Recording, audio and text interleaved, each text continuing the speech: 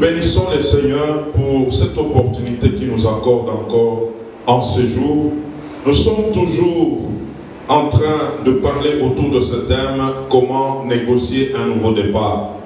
Nous sommes dans ce thème de l'année 2022 et nous voulons croire que c'est réellement une année d'un nouveau départ. Nous avons notre texte de base dans Ésaïe 51, toujours.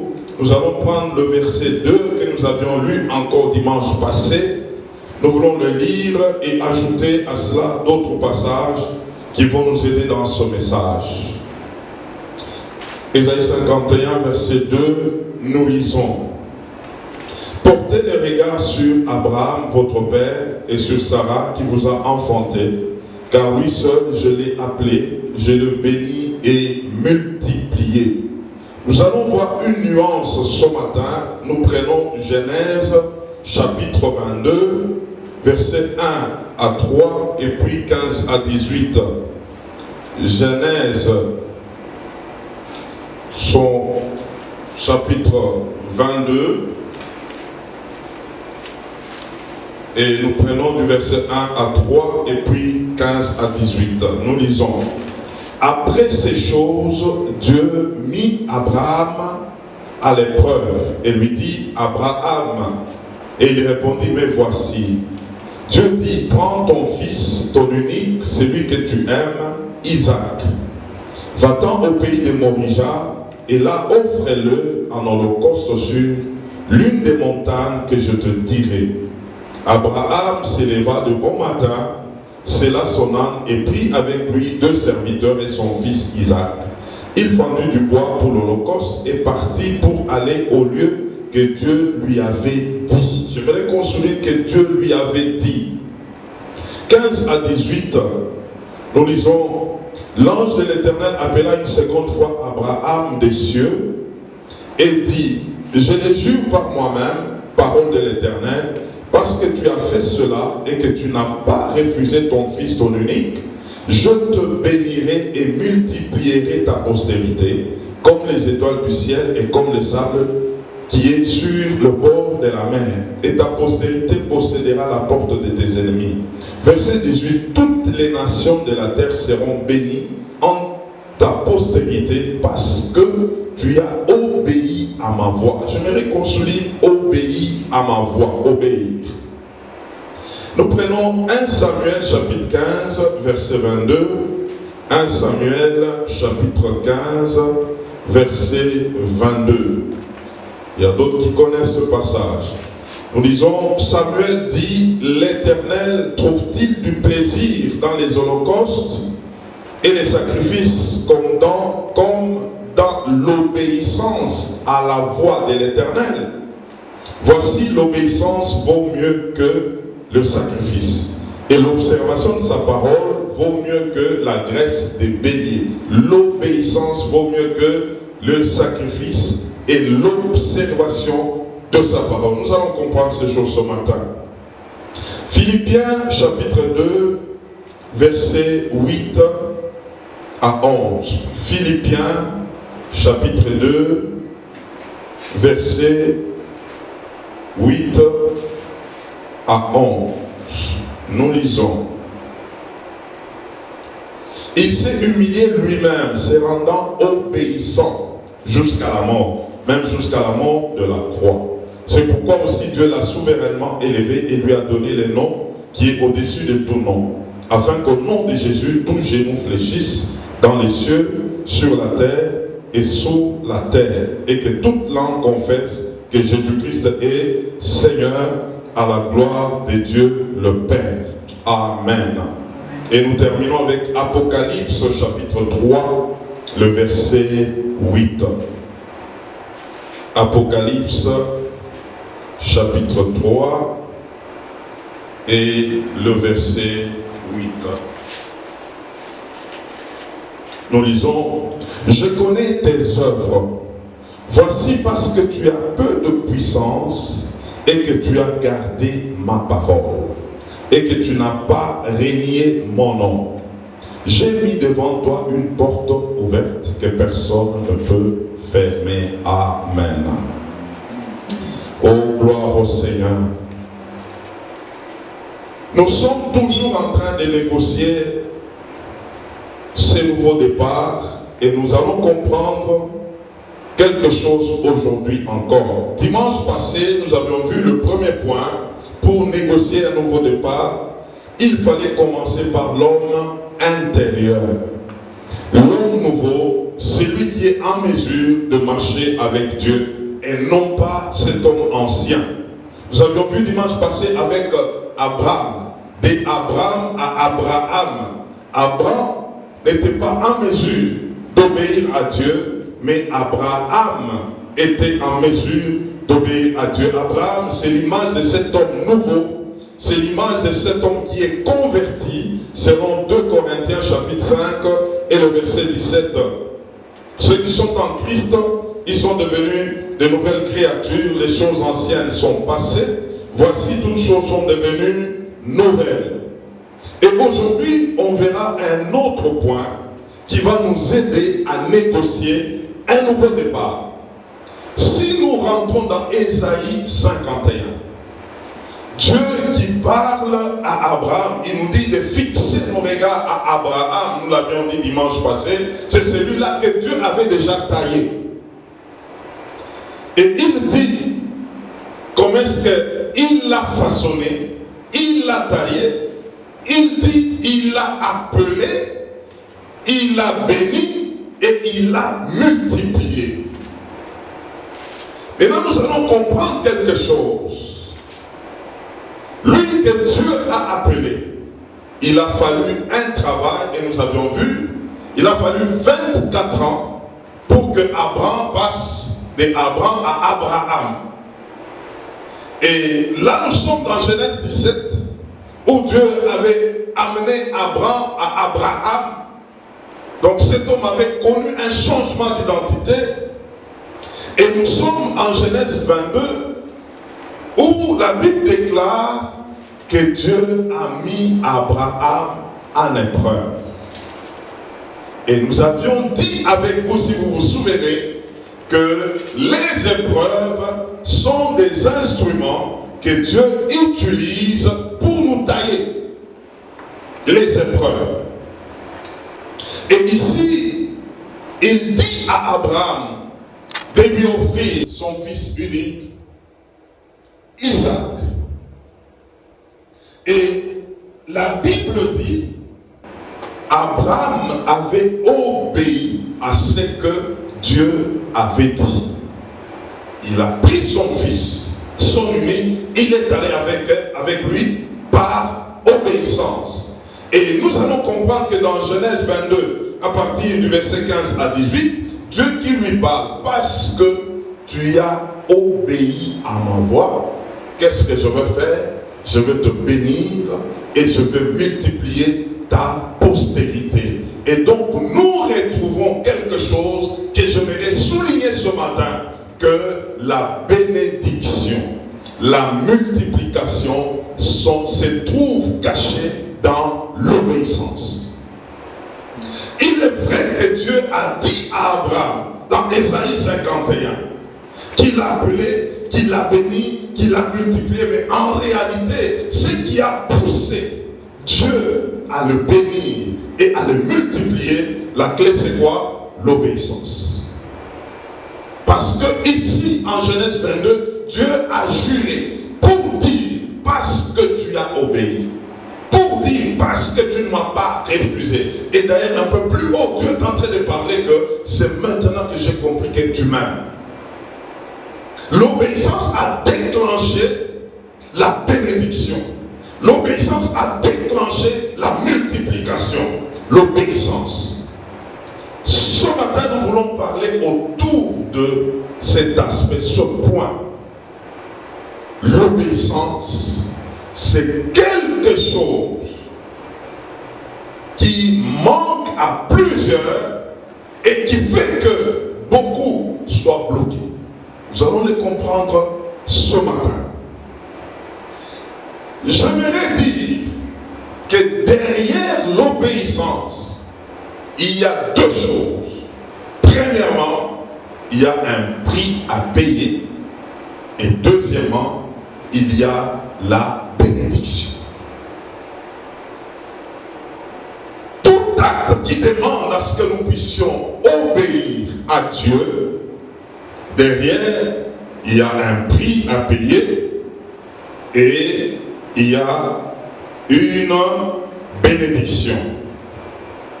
Beaucoup de gens aiment la bénédiction, mais ils n'aiment pas les paiements de prix.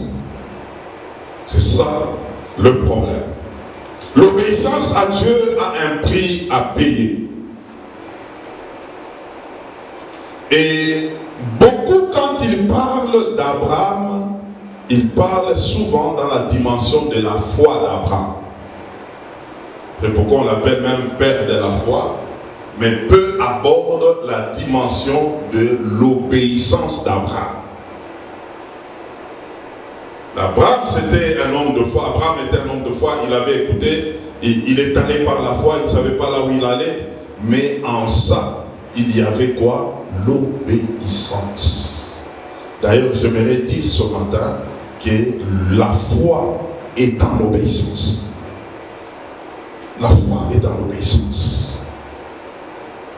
C'est pourquoi Dieu dit dans 1 Samuel 15, verset 22 que nous avions lu, que Dieu prend plaisir à l'obéissance qu'au sacrifice.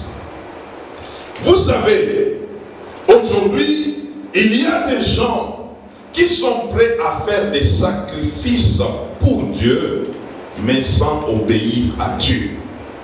On peut faire des sacrifices, mais sans obéir. C'est-à-dire quoi? Lorsque quelqu'un se sacrifie pour Dieu, c'est lui-même qui détermine ce à quoi il doit faire. Mais quand il s'agit de l'obéissance, c'est Dieu qui détermine ce que tu dois faire. Quelqu'un peut se dire, j'entre en prière de 20 jours, jeûne et prière, je vais me sacrifier. Ça vient de toi, tu t'es donné combien? 20 jours, tu vas jeûner et prier. Mais quand c'est Dieu, là, c'est lui qui détermine ce que tu dois faire. C'est pourquoi le sacrifice ne doit pas précéder l'obéissance à Dieu. Nous devons nous plaire dans l'obéissance à Dieu que dans le sacrifice venant de nous-mêmes, car c'est nous-mêmes qui posons des choix par rapport à notre propre sacrifice que Dieu. Voilà pourquoi avec Abraham, c'est Dieu qui lui a demandé de faire quoi? D'offrir Isaac. Maintenant, dans cet acte, il fallait faire quoi? Il fallait payer le prix. Quel prix? Prendre son fils et aller avec lui pour lui offrir. Est-ce que peu de choses? Est-ce que c'est peu de choses? Il fallait qu'Abraham puisse obéir, et dans cette obéissance, il devrait payer le prix, et en payant le prix, c'est là que Dieu devrait le bénir.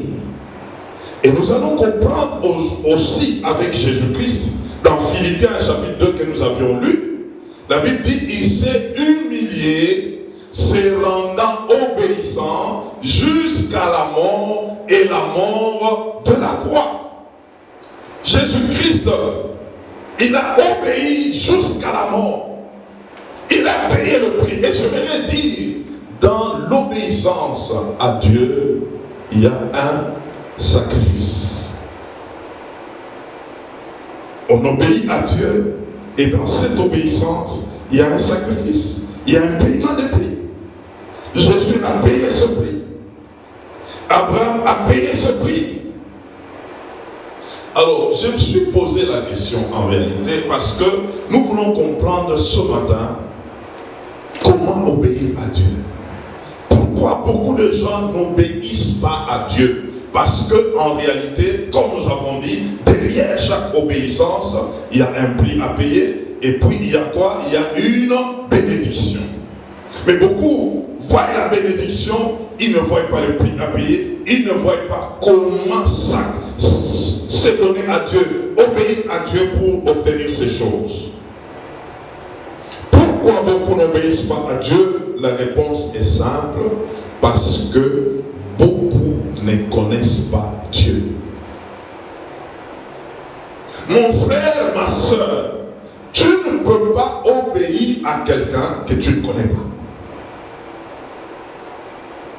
Pour obéir à une personne, il faut connaître la personne, il faut faire confiance à la personne, il faut connaître tous les contours tout autour de cette personne. J'aimerais ce matin, et même quand l'Esprit m'a fait comprendre ces choses, je les ai comprises, et ce matin j'aimerais vraiment le partager d'un cœur ouvert. Il y a 3 passages de la Bible que j'aimerais qu'on les comprenne aujourd'hui. Le premier, c'est Nombre chapitre 14, le verset 18. Nombre 14, verset 18, il est dit, Dieu ne prend pas un coupable pour un innocent. C'est la partie A. Dieu ne prend pas un coupable pour un innocent.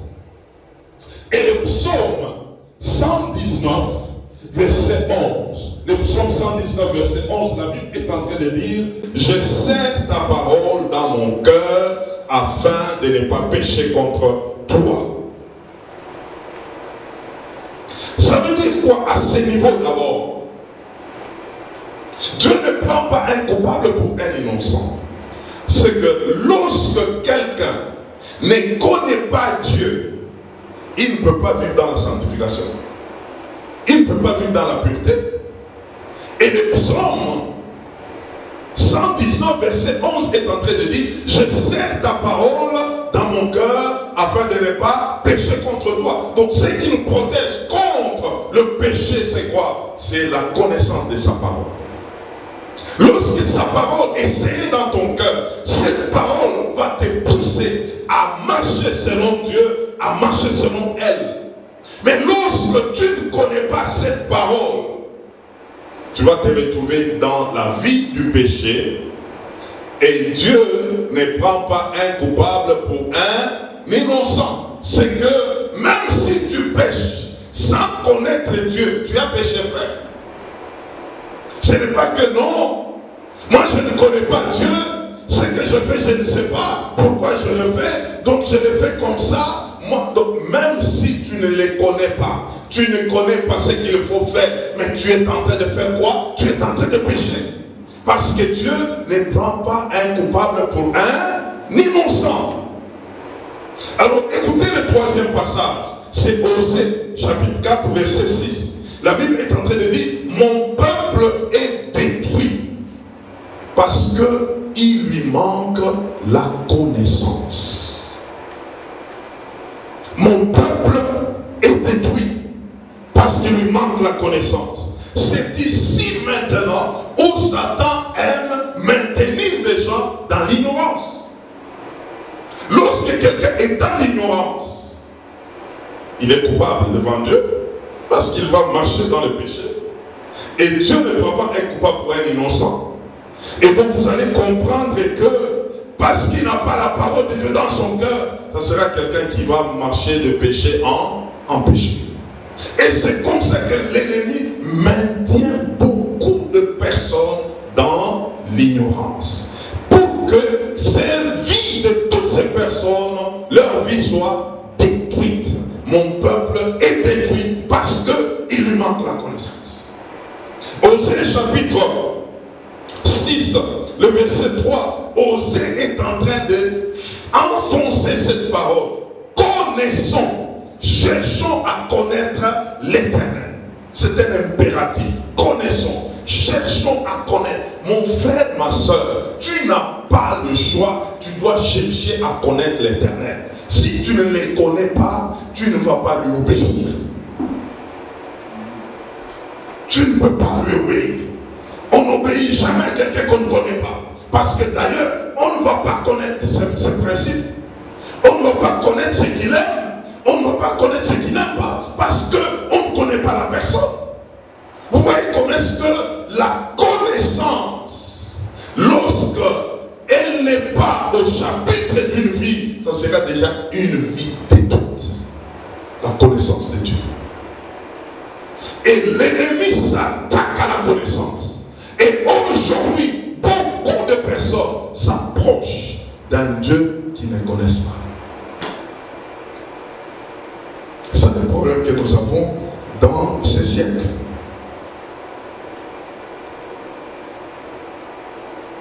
Beaucoup ne les connaissent pas. Beaucoup ne veulent pas les connaître. Beaucoup sont empêchés. On les empêche à les connaître parce que s'ils connaissent leur Dieu, ils vont obéir à leur Dieu et Dieu va le bénir et Dieu va le multiplier. Alors les gens se retrouvent faisant une vie sans la connaissance de Dieu. Et donc la question est de savoir comment connaître Dieu. Parce que c'est là que nous devons découvrir l'affaire. En réalité, tout ça, nous cherchons à savoir comment lui obéir. Nous avions dit qu'on ne peut pas obéir à quelqu'un qu'on ne connaît pas. Et quand bien même tu pêches, sans connaître, c'est un péché. Ce n'est pas ton ignorance qui sera ton excuse devant Dieu. Je ne savais pas. Non, non. Ce n'est pas que tu ne savais pas. Même si tu ne savais pas, tu étais toujours dans le péché. Et donc, nous allons comprendre que cette ignorance, c'est celle-là qu'il faut combattre. Des fois, les gens combattent même les diables sans connaître Dieu. Et c'est grave. Si tu veux combattre l'ennemi, il faut d'abord connaître qui? Il faut connaître Dieu. Très important. Alors comment connaître le Seigneur? Je voudrais dire, souligner trois choses simples, mais négligées aujourd'hui, dans ce siècle de vitesse. La première des choses, c'est la lecture de sa parole. Dieu a une adresse, et son adresse se trouve dans sa parole. La lecture de sa parole. Dans la lecture, nous entrons en contact avec Dieu. Juste la lecture, c'est un contact. Et voyons comment est-ce que beaucoup sont empêchés aujourd'hui, ne fût-ce que de lire la parole de Dieu. Ne fût-ce que de lire. Beaucoup de gens deviennent étrangers à la parole de Dieu. Si tu veux cacher quelque chose à quelqu'un, un chrétien d'aujourd'hui, mets ça dans sa Bible. Tu déposes ça dans sa Bible, tu l'as caché quelque chose. Parce que pour ouvrir sa Bible, ça devient un problème. Il y a des gens aujourd'hui, ils se retrouvent avec des passages bibliques de « il est dit quelque part ». Qu'est-ce que ça veut dire? C'est encore où? Il est dit quelque part. Ils ne sont plus familiers à la parole de Dieu. Juste la lecture. Deuxièmement, il y a la méditation de la parole. Et troisièmement, il y a l'étude de sa parole. J'ai parlé de combien de choses? Trois choses. La première des choses, la lecture. Entrer en contact avec sa parole. Ça, c'est la première des choses. La deuxième des choses, c'est quoi? La méditation. La méditation, c'est faire quoi? C'est faire asseoir cette parole qu'on a lue. On doit la faire asseoir dans nos pensées. On doit la planter dans nos raisonnements. On doit la planter dans notre manière de parler, dans notre manière d'agir. Cette parole doit être plantée. C'est dans la méditation. Selon Jacques chapitre 1, verset 21. Plantez la parole de Dieu. Cette parole qui a la capacité de sauver vos âmes. Plantez la parole de Dieu. C'est dans la méditation. On fait asseoir les Écritures au-dedans de nous afin de commencer à les broyer. Maintenant, troisièmement, c'est les études. Étudier la parole de Dieu. Vous savez, il n'y a plus de tels programmes aujourd'hui dans les églises. Les programmes d'études bibliques. Études de la parole de Dieu. S'asseoir avec un groupe de gens. Nous sommes en train de faire des échanges autour de la parole de Dieu. Qu'est-ce que tu as compris sur tel verset? Qu'est-ce que tu as compris? Dieu voulait dire à propos. C'est dans l'étude biblique où nous avons la compréhension de la parole, la compréhension des Écritures. Ça se trouve dans les études bibliques. Je ne parle pas d'aller à une école d'études bibliques, je parle de l'Église. L'Église doit faire asseoir sa parole et amener son peuple à commencer à l'étudier. Donner la soif au peuple d'étudier la parole de Dieu, de partager la parole de Dieu. Les jeunes se retrouvent dans une rencontre d'échange de la parole de Dieu. Ils se posent des questions sur des sujets qui se trouvent dans la parole de Dieu à propos de leur vie, à propos de leur manière d'agir, leur manière de penser. Tout est écrit. L'étude de la parole.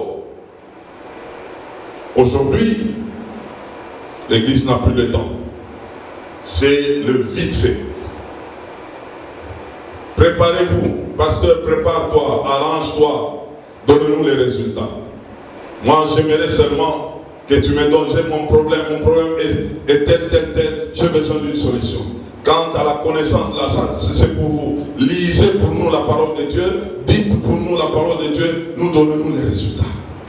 Et nous nous retrouvons avec des gens qui sont incapables d'obéir à Dieu. Parce qu'ils ne connaissent pas Dieu, ils n'ont pas la parole de Dieu, ils ne la méditent pas, ils ne l'étudient pas. Comment est-ce que de telles personnes peuvent obéir à Dieu? Écoutez-moi bien. Le psaume 119, c'est le psaume le plus long de la Bible. Il a 176 versets bibliques qui ne parlent que de la parole de Dieu. Combien de versets? 176 versets qui ne parlent que de la parole de Dieu. Ta parole est une lampe à mes pieds. Je sème ta parole dans mon cœur afin de ne pas pécher contre toi. Comment est-ce que le jeune homme rendra son chemin pur en observant ta parole? Il y a autant de versets. Ta parole est éprouvée cette fois. Il y a autant de versets, 176 versets qui ne parlent que de la parole de Dieu. Je ne vois pas un autre chapitre comme ça. C'est que Dieu a mis un accent sur sa parole. Mais combien aujourd'hui s'occupe de cela? Lisez pour nous, comprenez pour nous, donnez-nous les résultats. C'est ce qui se passe aujourd'hui. Quand on commence à citer la parole de Dieu, non, ça devient ennuyant. Il faut nous donner la matière. Il faut nous laisser service. Et nous commençons à perdre ces dieux-là. On ne les connaît plus. Et il est difficile de lui obéir. Ça devient compliqué. Et c'est comme ça qu'aujourd'hui, nous nous retrouvons avec des chrétiens ayant souvent des questions telles que: est-ce que embrasser une sœur c'est un péché? Est-ce que aller dans une boîte de nuit c'est un péché? Est-ce que tu peux avoir une femme, vous restez avec la femme, même si vous pouvez faire les enfants, vous pouvez doter après. Est-ce que c'est un péché? De telles questions montrent qu'on ne connaît pas Dieu. C'est ça le vrai problème. C'est ça le vrai problème. On veut savoir quelque chose dans laquelle on se retrouve. Et d'ailleurs, quand on pose une telle question, on veut qu'on te dise que non, ce n'est pas un péché. Parce que si on te dit que c'est un péché, tu vas faire quoi? Tu vas te fâcher. Donc pourquoi on est en train de m'interdire des choses? On ne t'interdit pas les choses. Lis la Bible. Connais Dieu. Tu n'auras pas de problème. Non, là-bas, on est en train seulement de nous interdire. Ça, ce n'est pas, oh, tout devient péché, tout devient péché. Mais lis la Bible, frère. Ce n'est pas un problème de tout devient péché. Entre dans la Bible, tu auras la compréhension. Tu comprendras la vérité et la vérité te rendra libre. C'est le problème que nous avons aujourd'hui. Et déjà, pas connaître Dieu, ils commencent à quitter les églises. Ils vont des églises à dire, pourquoi tu as quitté? Non, non, là, on me parle mal. On ne te parle pas mal, on te montre ce qui est écrit. Mais parce que tu n'es pas là-dedans, tu crois que c'est toi qu'on attaque. Mais si tu pouvais comprendre que c'est ça la volonté de Dieu, tu vas aimer. Oh, que le Seigneur nous aide. Que le Seigneur nous aide. Que le Seigneur nous aide. J'aimerais ce matin nous dire que nous n'avons pas de choix. Nous devons rentrer dans la parole. Abraham a réussi. Abraham a réussi de marcher avec Dieu sans la Bible. Abraham n'avait pas de Bible. Et il n'y avait pas de Bible. Il y avait seulement l'écoute et l'observation de ce qu'il a écouté. Il commence à marcher selon ce qu'il a écouté. Il commence à obéir dans ce qu'il a écouté. Mais toi et moi, on nous a donné la parole. Tout est écrit. Ésaïe 34, verset 16 est en train de dire ceci, mes frères. Consultez le livre et lisez. C'est ça, Ésaïe 34, 16. Consultez le livre et lisez. Aucun d'eux ne fera défaut, ni l'un ni l'autre ne manqueront, car sa bouche l'a ordonné, c'est son esprit qui les rassemblera. Là, c'est Ésaïe 34, verset 7. Il nous dit de consulter le livre. Tu as le livre, consulte le livre. Tout est là-dedans, tout est écrit. Les questions que tu peux poser sont dans les livres, se trouvent dans les livres. Consulte les livres. Proverbe chapitre 22. À partir du verset 17 à 21, on nous demande de prêter l'oreille et écoute les paroles des sages. Et le verset 18 dit, il est bon que tu les gardes. Et le verset 19 dit, afin que ta confiance repose sur l'Éternel. Ah voilà. Manque de confiance en l'Éternel parce qu'on ne lit pas. Manque de confiance en l'Éternel parce qu'on n'observe pas sa parole. Comment tu peux faire confiance à quelqu'un que tu ne connais pas? C'est difficile. C'est pourquoi on se retrouve effectivement avec des gens qui sont incapables de faire confiance à Dieu. Oui, parce qu'ils ne les connaissent pas. Tu ne peux pas lui faire confiance. Tu ne les connais pas. Comment tu vas t'engager dans quelque chose où tu ne connais pas les tenants et les aboutissants? Pendant que Dieu dit, lisez les livres. Lisez, vous allez me découvrir, vous allez me connaître. Lisez, aucune des paroles ne fera défaut. Mais l'homme n'observe pas ça. Le verset 20 de Proverbe 22, n'ai-je pas mis par écrit des conseils, des réflexions pour t'enseigner des choses sûres, des paroles vraies? En Dieu, il y a des choses sûres. En Dieu, il y a des paroles vraies. Si tu entres en contact avec toutes ces paroles, tu feras confiance en ces dieux-là. Tu vas lui obéir. Tu vas lui obéir. Et Jean 13, le verset 17 est en train de dire, si vous savez ces choses, vous êtes heureux, pourvu que vous les pratiquiez. Pourvu que vous puissiez le mettre en pratique. J'aimerais vous dire, rentrons à la parole. Rentrons à la parole, lisons, méditons, étudions. Nous sommes en train de négocier un nouveau débat. C'est pourquoi nous parlons de ces choses. Il n'y a pas de changement avec Dieu. Dieu reste dans sa parole. Dieu reste dans ce qu'il a dit. Si nous les observons tel que cela est écrit, nous verrons la lumière. Nous allons décoller. Nous allons monter. Nous allons avancer. Comme cette église de l'Apocalypse que nous venons de dire, Dieu est en train de donner des éloges à cette église en disant, comme vous avez gardé sa parole, vous avez gardé sa parole. Et lui a fait quoi? Il a ouvert une porte. Et c'est sa bénédiction. Parce que vous avez gardé, vous avez obéi à cette parole, Dieu aussi a fait sa part.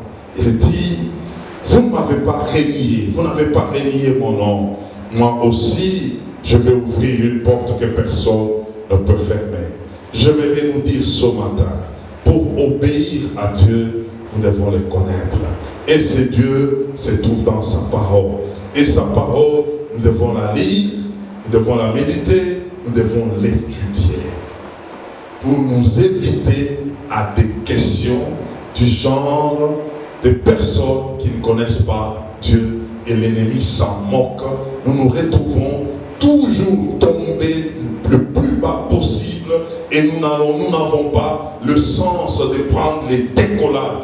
Des années, et il est toujours comme ça. Nous voulons dire cette année non. Il est temps de nous appliquer. Il est temps de nous lever et de plonger nos regards dans sa parole et commencer à observer sa parole, c'est-à-dire lui obéir. Et c'est là que nous verrons notre bénédiction et notre multiplication. Que Dieu bénisse sa parole. Amen.